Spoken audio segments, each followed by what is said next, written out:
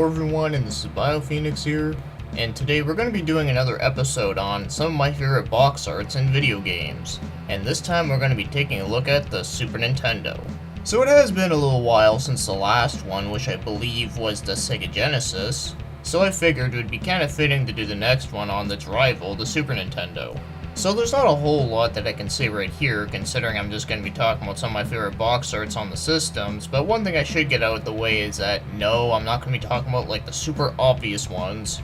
You know, I'm talking about things like, like the Marios, the Zeldas, the F-Zeros, the Metroids, the Chrono Triggers, the Final Fantasies, all that kind of stuff. Since I'm pretty sure we all know those covers are awesome, so anyways, now let's begin the list. So the first one we're going to be talking about here is Brain Lord.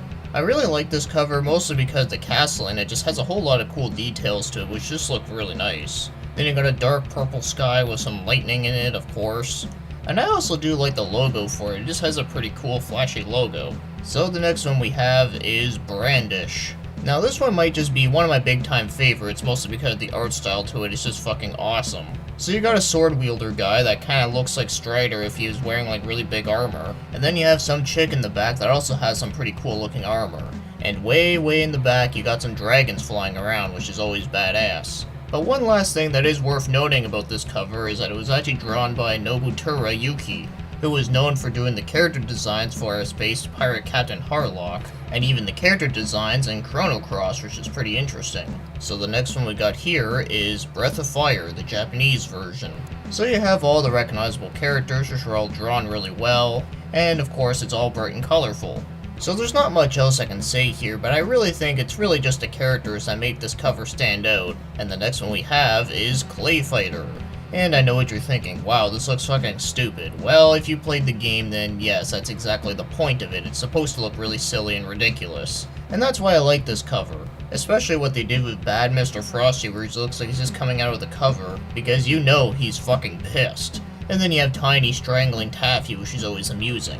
And since this game has a lot of character with its amusing art style, the cover of it really fits that well. And then the next one here is a Japanese-only game called Idomo Kira? I'm not entirely sure how it's pronounced. Well, either way, this cover is just badass looking. So you have some really badass looking mechs in the front, but then in the back you have a character that kind of looks awfully a lot like something out of Kamen Rider, which is always awesome. And then you got a dragon sneaking around the side. So I don't know about you, but this cover just definitely has some badassness going on.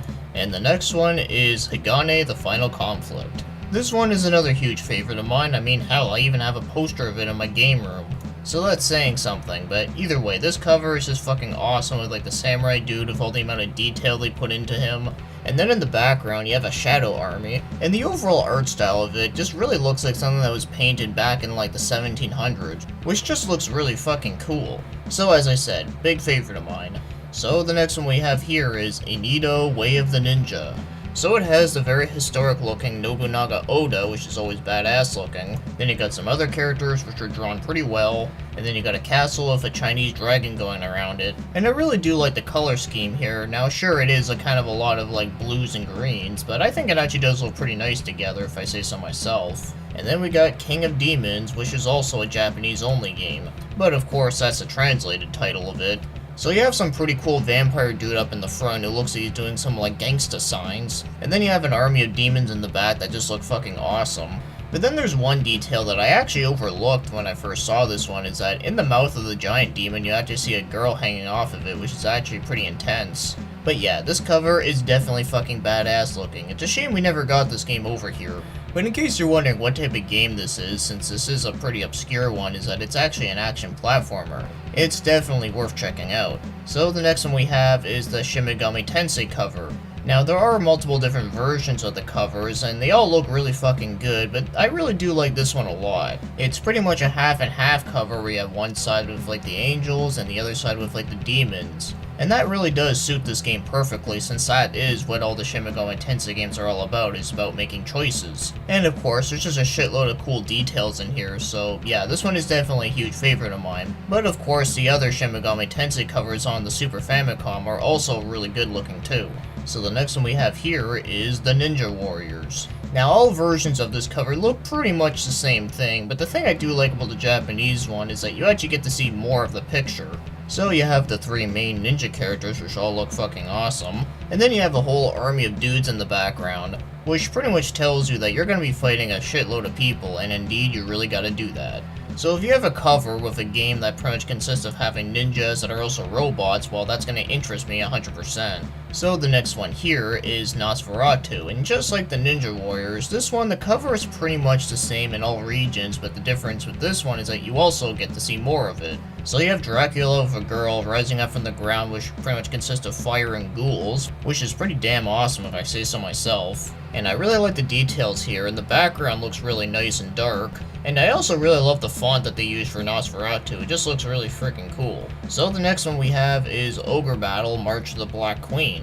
So you have a battle between a bunch of different character classes, which all look really freaking cool. And you got a lot of variety here, so you got like some clerics, you got some samurais, you got some dragons, you got demons, and you got monsters, and of course you got some guy that kind of looks like the Flame Swordsman. So it definitely shows that there's going to be a lot of variety in the game. But one last thing I would mention here, just because it's interesting, is that did you know that this game is actually based after Queen songs? More accurately, it's actually based after the album Queen 2. Since on that album there's the song Ogre Battle, and then there's one called March of the Black Queen, and then there's also Seven Seas of Rye, which is a reference within this game. So the next one we have here is Pieces. I really like this one just because it's just so very cartoony, and it's also very bright and colorful, and I really like what they did with the cover where everything looks like it's made out of puzzles, since, you know, that's kind of the point. And it's also kind of funny just seeing a puzzle piece being chased by a broom and a no sign. So the next one we have is Pokken Rocky 2 on the Super Famicom, which by the way looks so much freaking better than the North American ones. But I really like these two for different reasons. So I really like the one on the left just because it's just fairly bright and colorful, then it also has like some really cool designs and patterns. But the one on the right just looks like a pretty badass one, mostly because you see like the big giant villain in the back. But all in all, both of them are just very beautiful looking covers. So the next one we have here is PTO. So the main reason why I really like this one is just because of the crazy amount of detail that was put into it. So you got some airplanes, some ships, some carriers. Pretty typical stuff, but the amount of detail that's put into here is pretty damn insane, and that's why I really like this one a hell lot. So the next one we have here is Secrets of Mana, and yes, I am well aware this one is actually a pretty obvious one, but you know, I can't help it, this cover is just so freaking beautiful looking. It just has a lot of insane detail about the trees, and then you have like the two birds, and then you got the characters in the front looking out into the distance. It's definitely some pretty epic stuff here. And the next one is also pretty obvious, and that's Secrets of Evermore. There's not much I need to explain here, I mean, just big giant ass monster in the front that just looks badass looking. Yep, nothing much more to say here, just awesome. And the next one we have here is Shadowrun, the Japanese version. But unfortunately, I wasn't able to find a good enough picture, so this was actually the best one I could find. But just from here, I can already tell that there's like a shitload of crazy detail. Since this game is pretty much a cyberpunk game, you got like a lot of crazy detail within the background with the city, then you got some characters which just look freaking cool. So yes, this one is definitely really epic looking, and it's also way better than the one that we got over here.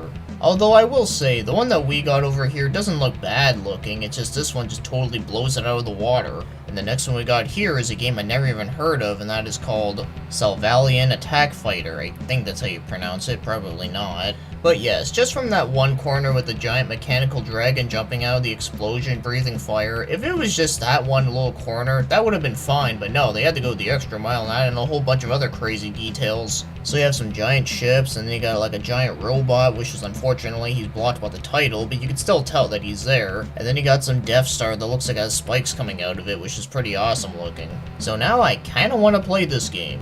And the next one here is Vortex. Now this cover just kicks ass. So much so that it actually kicks the North American one's ass big time. So it's basically a giant ass robot with some giant ass guns and a giant ass desert. And well, yeah, it's just fucking awesome. So next up we have is Wild Guns. So as again, you got another giant ass robot with a Gatling gun. And the headpiece of the robot kind of looks like something from like the cover of a Motorhead album, which is always awesome. And there's just a whole lot of stuff going on, like you got like two characters just shooting rapidly, then you got some airplanes, and you got some other characters, and you got some fire and some cactuses and all that kind of good stuff. But yes, just like the game, this cover is just over the top. So now, as for the last one that I'm going to be mentioning here is actually going to be East 5 Expert Edition. And weirdly enough, so far, this is the only Ys game that was never released in English, although of course there is a fan translation, but I mean like officially. So of course you got Adol on the cover, who just looks badass, and then the other two characters just look really great as well. But I'd say it's mostly the art style of this one that really takes the cake for it just looking really great. So those are all the Super Nintendo cover arts I'm going to be mentioning within this video. And just like I said at the beginning, I'm not going to mention like all like the super obvious ones, but of course I am willing to bet that there is probably a few out there that I kinda just forgot about entirely. Yeah, like failings on the Super Nintendo. Okay, well yeah, that one's just more hilarious than anything. But yeah, this video pretty much sums up the type of covers that I like on the Super Nintendo and the Super Famicom. So anyways, what are some of your favorite cover arts on the Super Nintendo? So with that being said, I'm going to be ending the video here, but I will be saying that the next one I'm going to be doing it on will be the Sega Master System. And yeah, I know what you're thinking, really? There's actually good cover arts for the Master System? Yeah, there's very few of them out there, and yeah, it's also going to be a really short video, but anyways, I think it'll be a fun one to do for next time, so stay tuned, and of course, thank you for watching and commenting.